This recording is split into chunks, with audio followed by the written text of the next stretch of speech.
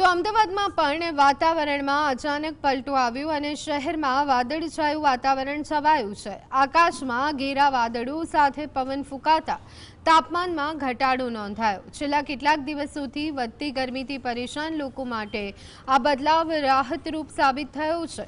પવન અને વાદળોના કારણે વાતાવરણ સુમેળભર્યું બન્યું છે અને શહેરમાં ઠંડકનો અહેસાસ થઈ રહ્યો છે। હવામાન વિભાગ દ્વારા કેટલાક વિસ્તારોમાં માવઠાની આગાહી કરવામાં આવી છે। ત્યારે જે અમદાવાદ શહેર છે તે અમદાવાદ શહેરમાં પણ જે બપોર પછી જે વાતાવરણમાં પલટો જોવા મળી રહ્યો છે, જે ઠંડો પવન છે તે ફૂંકાઈ રહ્યો છે।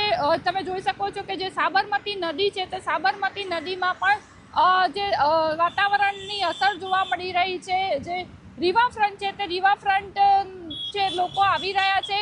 કહી શકાય કે જે ગરમી છે તે ગરમીથી લોકોને રાહત મળી છે। વાતાવરણમાં બપોર બાદ અચાનક જ જે પલટો છે તે પલટો જોવા મળી રહ્યો છે। વાદળ પણ જોવા મળી રહ્યા છે। કહી શકાય કે જે ખુશનુમા વાતાવરણ છે તે અમદાવાદ શહેરમાં જોવા મળી રહ્યું છે। ઝલક અત્યાર GSTV અમદાવાદ।